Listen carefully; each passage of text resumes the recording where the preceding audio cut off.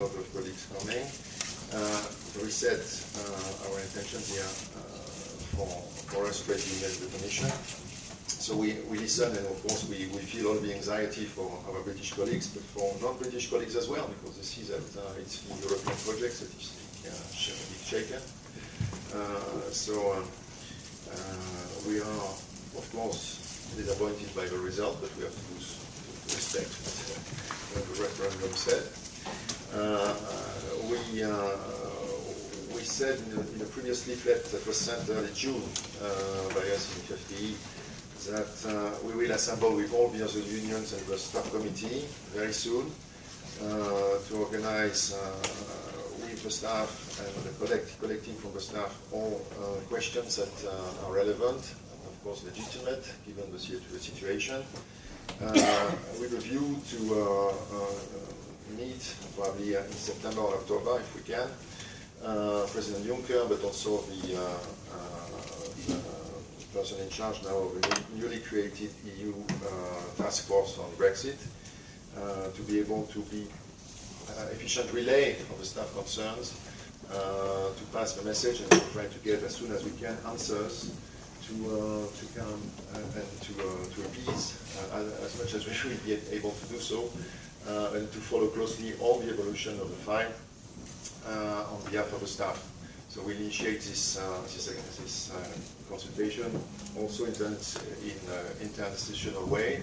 We have our colleagues from FFP Council as well here. We have colleagues in FFP Parliament, in FFP Economic and Social Committee.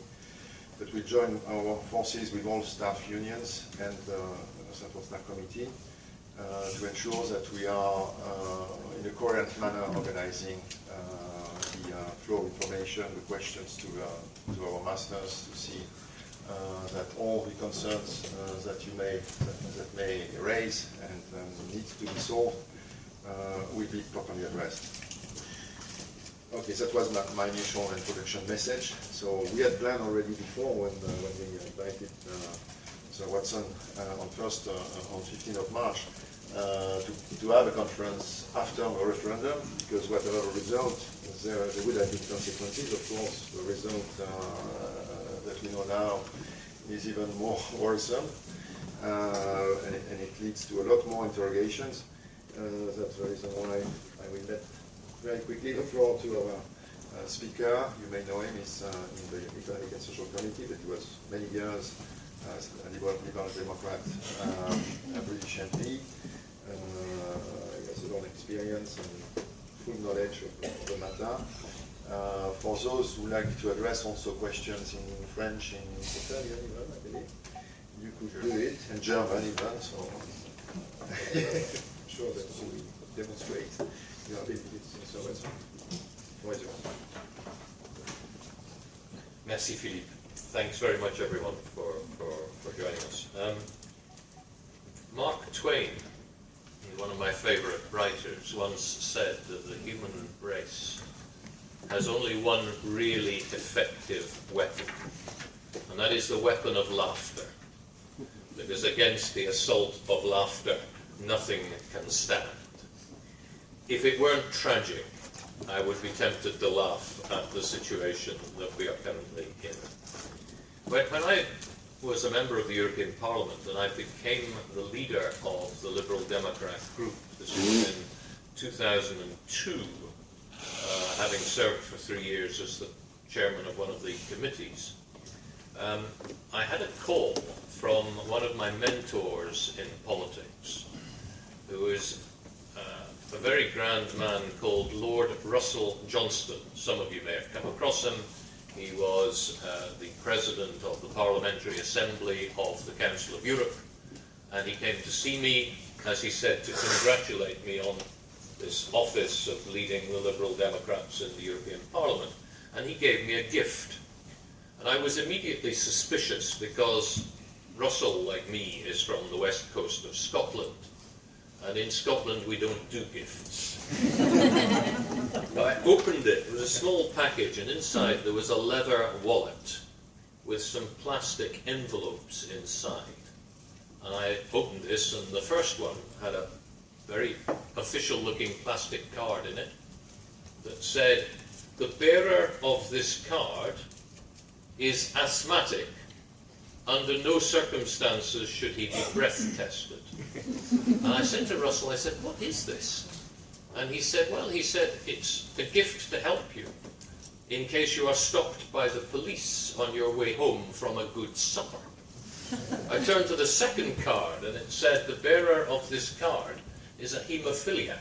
Do not blood test. And the third one said, the bearer of this card is the leader of the Liberal Democrats in the European Parliament. Please don't take the piss. We are where we are. And I am where I am. You introduced me, Pierre, as if I were a distinguished politician. Actually, I'm an extinguished politician. And the only incarico that I have at the moment is to be a member of the European Economic and Social Committee, which is great fun. What can we say about the situation we're in? I don't need to rehearse for you how we got here where we are, but essentially last Thursday 51.9% of the people, the voters of the UK, voted to leave the European Union, and 48.1% voted to stay. And you could assume that that is a vote that says, out we come, until you actually look at what that vote was in each of the different communities. Because in almost no part of the UK was the vote 52 to 48. In almost every part of the UK, either 2/3 of the people voted to stay in and 1/3 voted to come out, or 2/3 voted to come out and 1/3 voted to stay in. The latter was in the majority. In Scotland, in Northern Ireland, in London in particular, the vote was very decisively to stay in. Everywhere else the vote was to come out, with the exception of Gibraltar, where 96.4% of those voting voted to stay in the European Union. To quote Pierre Trudeau, if you live in Gibraltar, you know what it is like to share a bed with an elephant. And that is the result we have. What happened? Well, immediately the presidents of the three major institutions of the Union came together, said, right, out is out, goodbye United Kingdom. Donald Tusk then moved to send his traditional letter inviting heads of state and government to the council that invited David Cameron on day one, but not on day two.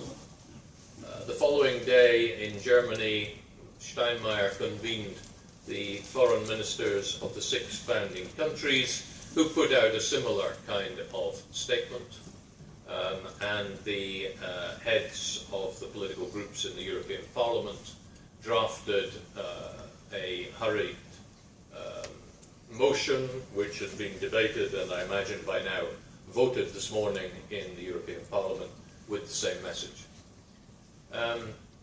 So far so good. David Cameron came out of the vote and said, right, out is out, we're leaving the European Union.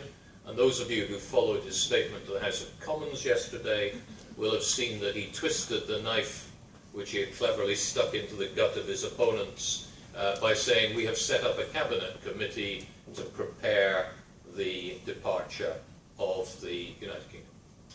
What happened here?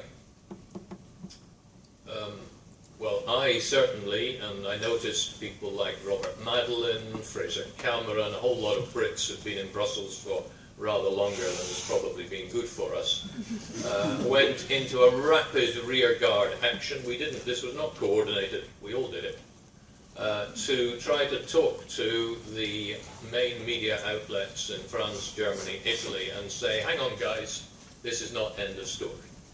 First of all, the referendum was only ever consultative. It had no legally binding force. Any decision on whether the UK moves to leave the European Union must be taken by the House of Commons. The referendum showed a small majority overall in favour of leaving, but we know that there is a 2/3 majority in the House of Commons in favour of staying. And we went into overdrive to try to get this across, and I think we had some success, because Angela Merkel and Peter Altmaier and so on, in a much more measured response, perhaps anticipating that the reaction of 21 member states might not be the same as those of the founding 6, said, look, the process cannot be endless, but there is no immediate need for the UK to invoke Article 50, and Angela Merkel added, and there's no reason to be nasty about it. We are where we are. The UK people have spoken.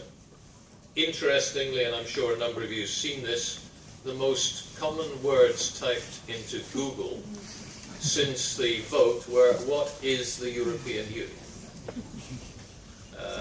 Je ne peux pas dire qu'ils aient voté en toute connaissance de cause.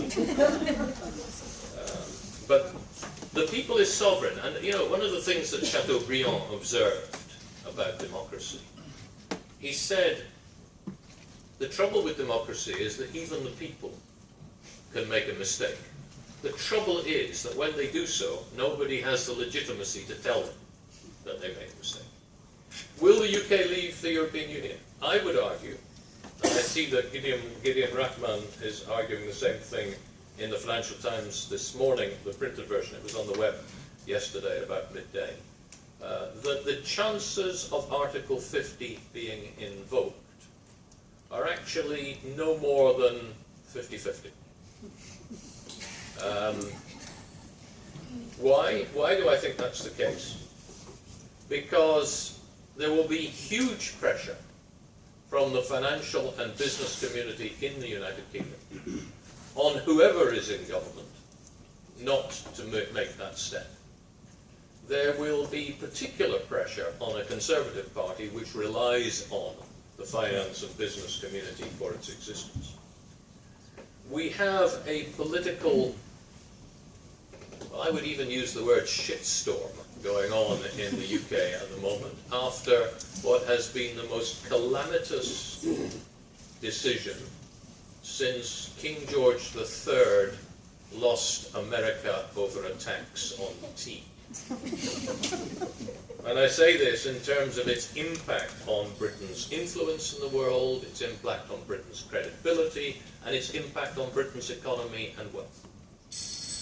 The stock markets had to halt trading in the shares of 2 of our major banks yesterday, and you will all have seen the pound has dropped to levels not seen in many years.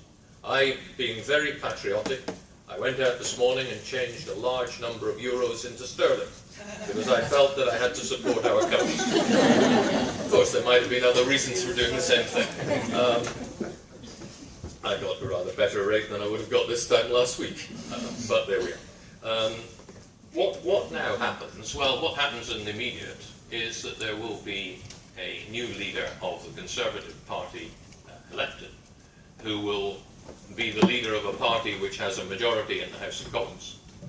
He or she will almost certainly want to go to an immediate general election, not only because he or she will want a mandate to govern, but because an immediate general election may be the process through which Parliament can ignore the will of the people, in the sense that it may be that a Conservative Party will go to an election on a manifesto which does not contain an explicit commitment to take the United Kingdom out of the European Union, and that will be the way in which the whole thing is finessed.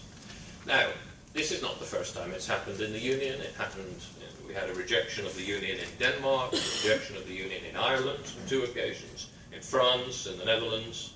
Moi, je me rappelle très très bien d'avoir fait la campagne en France en 2007, d'avoir fait du tractage dans les villes du nord de la France. Je suis parti de Paris, je suis allé à Compiègne, à Senlis, à Deauville, je suis descendu vers Caen et Rouen. Et j'ai été frappé par le sens de isolationnisme, si ça existe comme mot en français. I was struck by the insularity of the French voters. I had never before found that anywhere other than the United Kingdom. But in the end, what we've had, it's exactly the same answer that the French gave to the French government about the Constitutional Treaty in 2007. On n'a pas parlé des plombiers polonais, mais on a parlé d'autres polonais. And I regret to say, it's one of the most awful outcomes of this, is that since the referendum, there have been a number of very nasty messages pushed through the doors of primarily Eastern European immigrants into the United Kingdom. And this is a referendum that already cost the life of a young member of Parliament who's a mother of 2 young children, whose attacker, as he killed her, shouted, "Put Britain first." It was a cry of anguish that had in the end, I think, very little to do with the European Union. It was a cry of anguish about relative poverty, about lack of life chances, about the downward pressure on wages which has been placed by the supply of a large amount of foreign, cheaper labour. It was a protest against globalisation and the fact that the European Union has been much better at helping the middle classes to benefit from the good sides of globalisation than it has been at protecting working people from the downsides of globalisation. It was a protest against a government whose cabinet is formed almost exclusively of people who went to the most expensive private schools and the most elite universities in the United Kingdom, and who make no attempt whatsoever to hide their privilege. It was all kinds of things. I was until November of last year president of the European Liberal Democrat Party. I did not seek re-election because I knew this was going to be a difficult referendum. And I have spent 3 days every week since then campaigning in the UK. In recent weeks it's been 5 days a week. The most significant, the most common reaction that I came across was people saying to me, why are we having this referendum? We do not feel qualified to make this decision. Why are these people who we pay as politicians not taking the decision themselves? And people were fully aware that this was a referendum designed to solve an internal problem in the governing party by visiting it upon the country. And, well, I don't need to comment on David Cameron's skills as a strategist, but the upshot of it is we've lost a Conservative Party leader and Prime Minister. We will lose a Labour Party leader either today or tomorrow. We might even lose a President of the European Commission if some of the reported comments from Eastern European capitals and some of the other difficulties that we know about are there. It might be, if this cloud has a silver lining, it might be that the silver lining will be the Brits beginning to understand what the European Union is about. It might even be the impact that there is serious consideration about how we might reform the European Union to make it perhaps slightly more responsive to some of the demands of the people we serve. I'll give you a very small example. I've been doing some work for a company that has an interest in the medical devices regulation. Under the medical devices regulation, a member state cannot decide of its own volition which medical devices it will use in its health service. That is decided at European level. Why are we deciding that at European level when we are not deciding defence policy or big issues of foreign policy or border control policy at European level? Maybe that will come out of it. Maybe I'm a hopeless optimist, but then as Lord Beveridge said, if you scratch the skin of a liberal, you will find an optimist underneath, where if you scratch the skin of a conservative, you find a pessimist. I hope that the European Council this afternoon and tomorrow agrees to give David Cameron, or agrees to give the United Kingdom 12 to 16 weeks to sort out its internal troubles, at the end of which the United Kingdom will decide whether or not to invoke Article 50. If the Conservative Party is run by the Leave campaign, by Boris Johnson, well, possibly not Boris Johnson, who is already getting cold feet publicly. But if it's run by Theresa May or somebody from the Leave campaign, and if those people prevail and if they win an election, then they will invoke Article 50. If that's not the case, which is equally possible, then I think it will never be invoked. And I think Angela Merkel is absolutely right to insist that there be no negotiations with the United Kingdom prior to the triggering of Article 50, because it would just increase the sense of chaos and add to what's happening. Now, I stand here as a Brit, even one who voted to stay in, and I apologise to my continental colleagues for what's happened. Because, of course, the political fallout is not entirely in the United Kingdom. Marine Le Pen, speaking this morning in the House of Commons, was overjoyed. And no doubt, too, will be Beppe Grillo and the Vlaams Belang and just about every nationalist or populist movement in Europe. The economic consequences of this vote do not stop at Dover. There are already moves to speculate against Italy, which could, in a way, that could push up its cost of borrowing and expose further difficulties within the management of the euro. All kinds of things could yet happen. We've not seen the back of it yet. I do hope that we resolve it in a way that keeps the United Kingdom in, not least because the alternative is the breakup of the United Kingdom. It is almost certainly Scotland coming out, quite possibly of the UK, quite possibly the reunification of Ireland in order to preserve the benefits of the peace process, and we don't know what happens over Gibraltar. In all of this, the one moment of humour which I think I enjoyed the most, other than the defeat of England by Iceland last year, was the defeat of Northern Ireland by Wales, 1-0 on Saturday. And the comment of the Northern Ireland supporter who said, "My God, this is the second time in 3 days that they've knocked us out of Europe."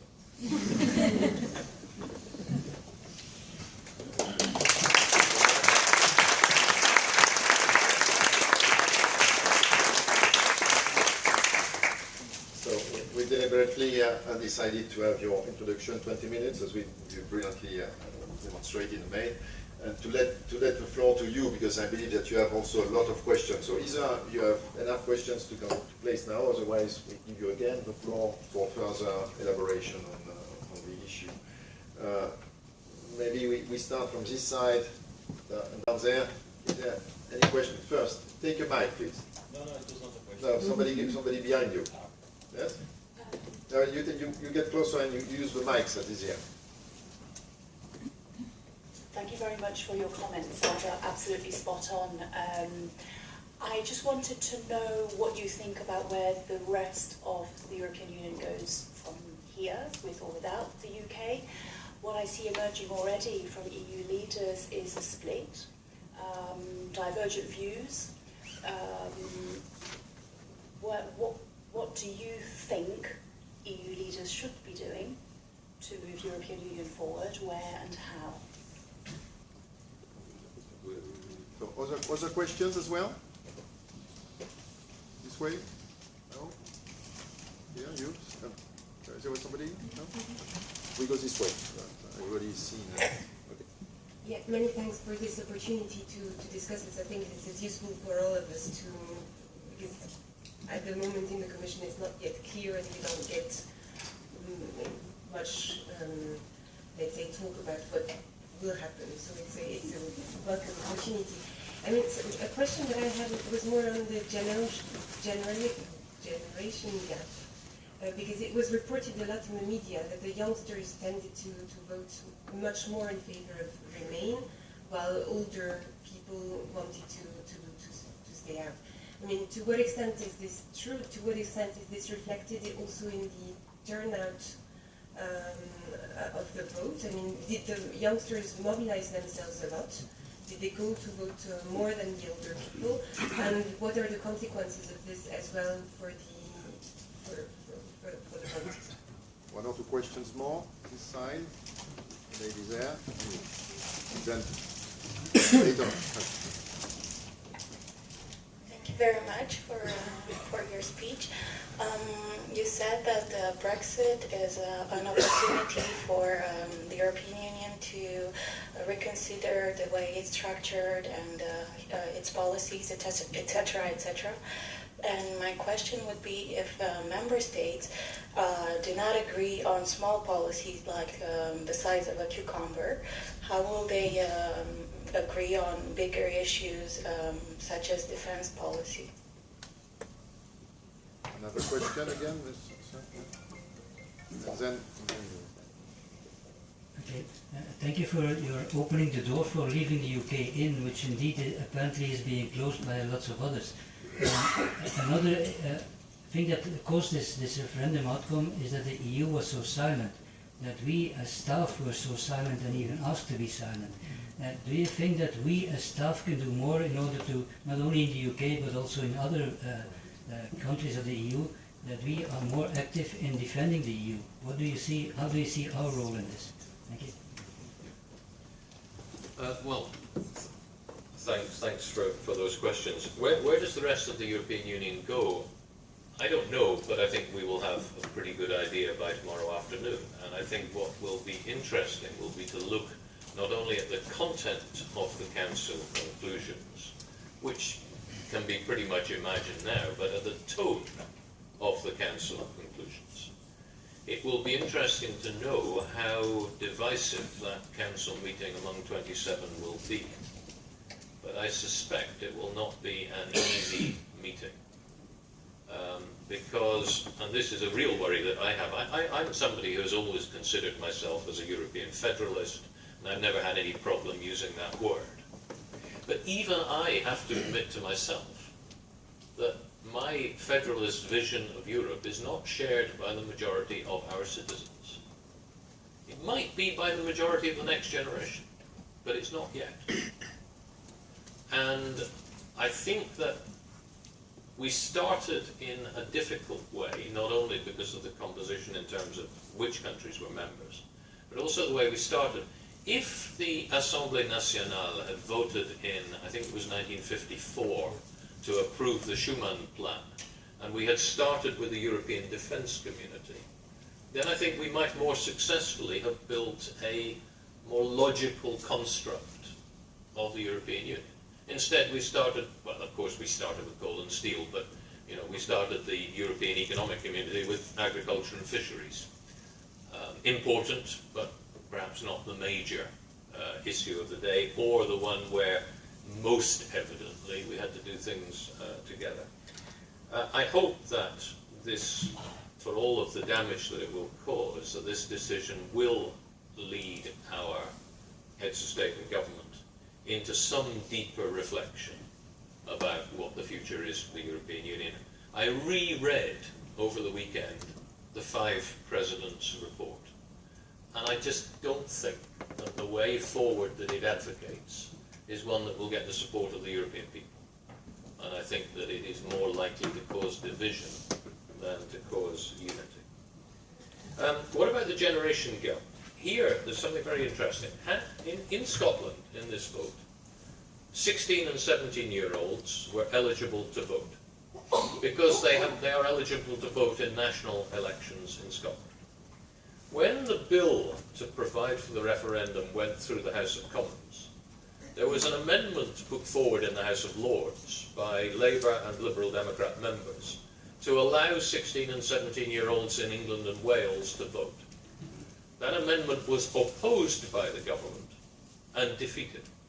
Had it gone through, we probably wouldn't be in this mess.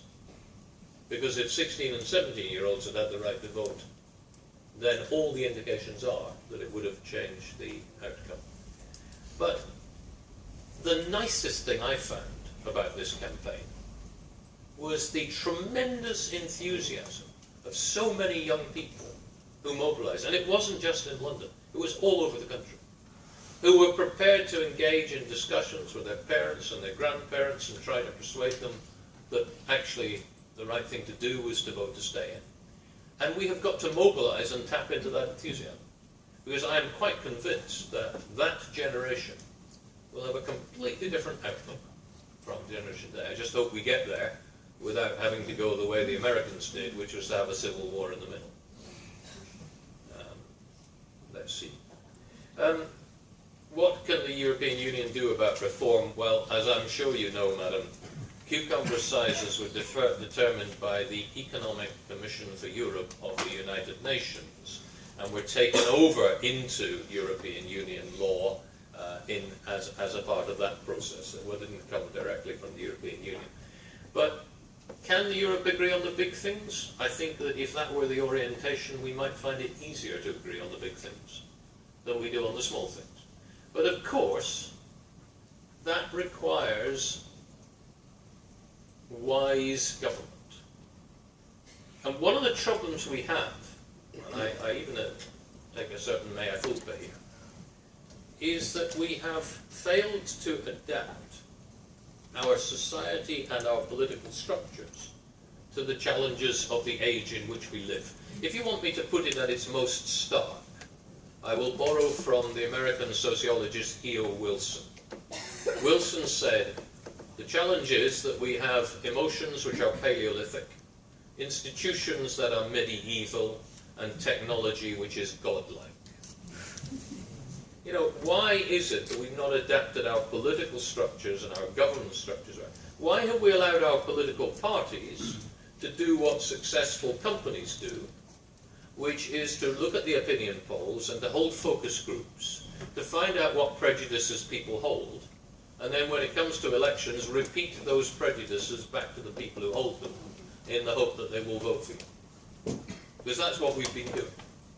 And it leads to a real demeaning of politics, and a lack of trust in the political process.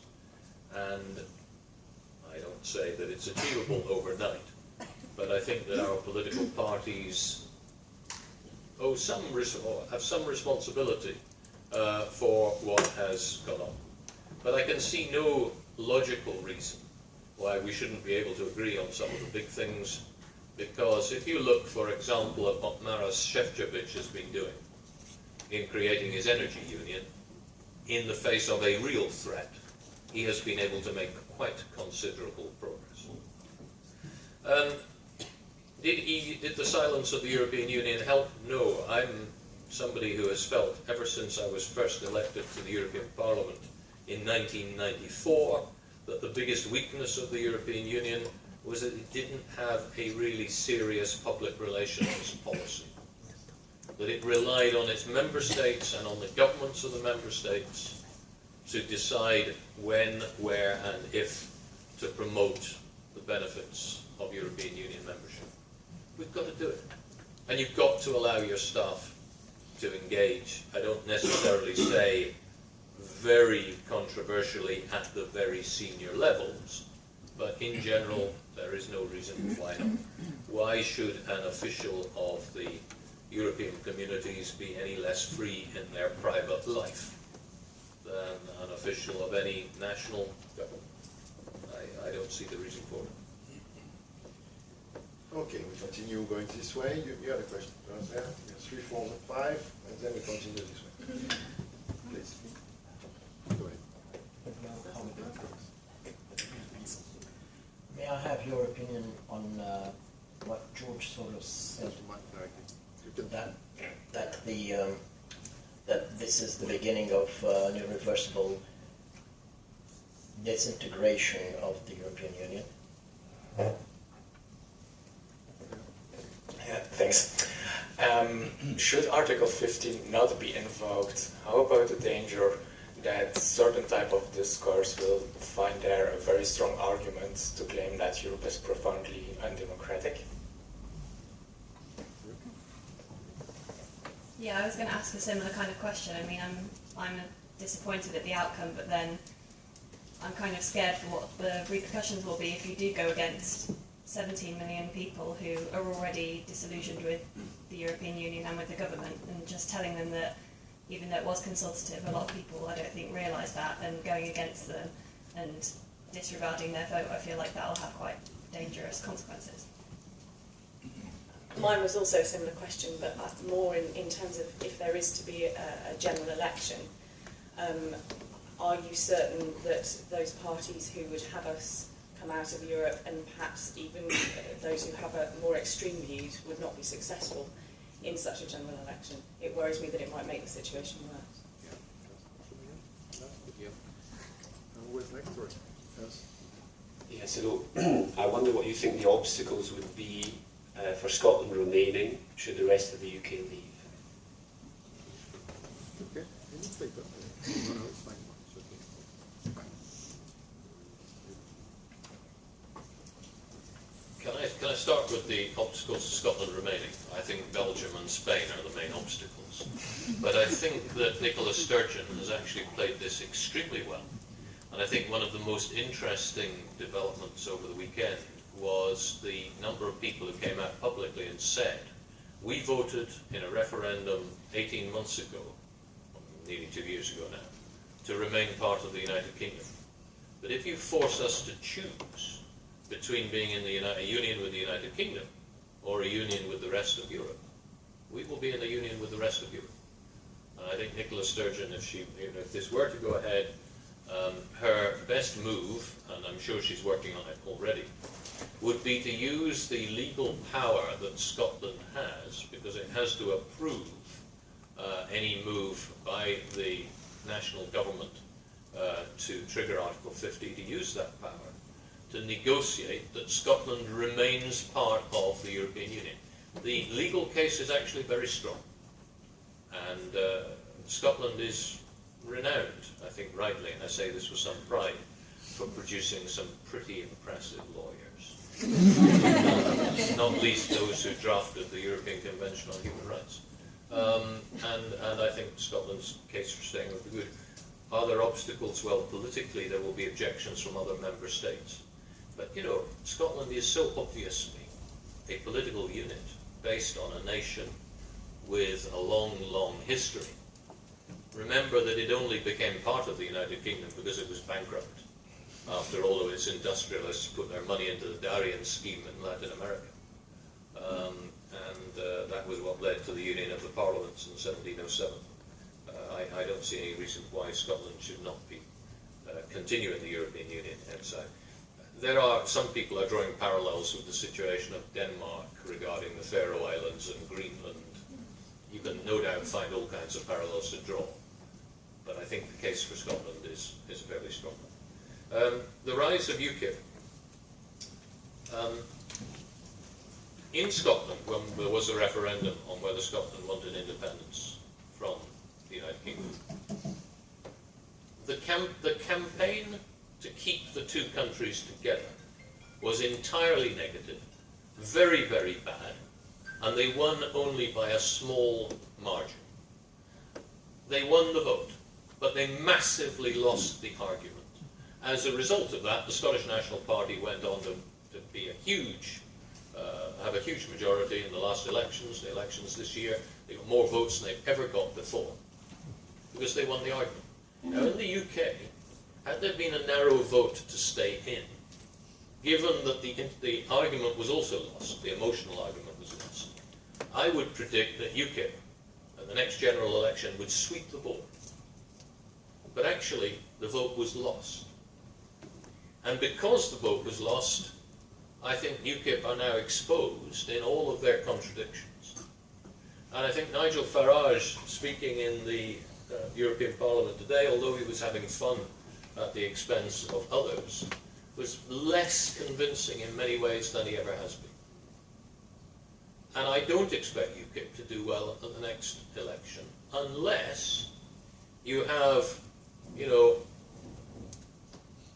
a major split in the Conservative Party, leading to half of the Conservative Party going off and effectively joining UKIP under whatever name.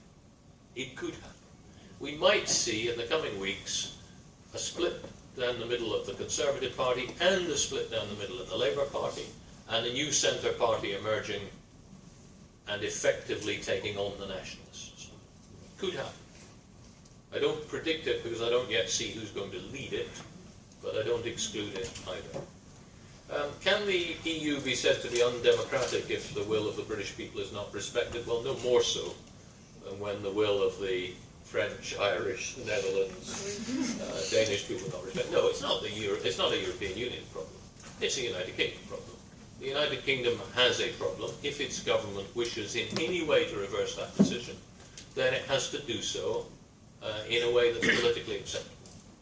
But I think already the reaction, the kind of sense of remorse of a fairly large number of people at what has happened and about the outcome of this, will lead to a position where it will be easier for a future government either to reverse the decision through a referendum or to reverse the decision as a result of a general election. The outcome that I fear most was proposed today by a cabinet minister called Jeremy Hunt, who said that we should trigger Article 50, go through 2 years of negotiation, and then put the outcome of that negotiation to a vote from the British people. That is the worst outcome for the European Union as a whole that I can possibly imagine. And I think our politicians have to do rather better than that. Is George Soros right when he talks about irreversible disintegration? I don't know. He's been right about a lot of the things in the past, which is why he's a very wealthy man. Is there any certainty that, you know, a process which has started continues? No. Does economics trump politics? No. The lesson from the 1920s and the 1930s is that politics is stronger than economics. And given that the veneer of civilization is extremely thin, as we saw in the early 1990s in what was then Yugoslavia, I hope that the politics can be kept on a democratic course. Okay. Continue there. Just another question. Would you agree with people who say that you don't have a mic, so, and it was for the gentleman first here. Okay, okay, go ahead. Thank you very much for your comments. I totally agree with your analysis that it's far from over. And I think relating to the comments that were mentioned before, I think a general election would be the only way to legitimately overturn the referendum result. And on that point, I think the Conservative leader will forcibly be a Brexit in. The Conservative Party will therefore be running on a Brexit basis, leaving the Labour Party and the Lib Dems effectively to run on a pro-European basis. And I was wondering, given your insights, whether you could foresee some kind of cooperation between the two parties, taking into account the first-past-the-post system which dominates the UK, in which, if the pro-European vote were to be split amongst Labour and the Lib Dems, risks leaving the Conservative Party with a majority. Thank you. So now, use your mic. Could you comment on the idea that some people have that, notably in this crisis, it shows that we are governed by irresponsible amateurs?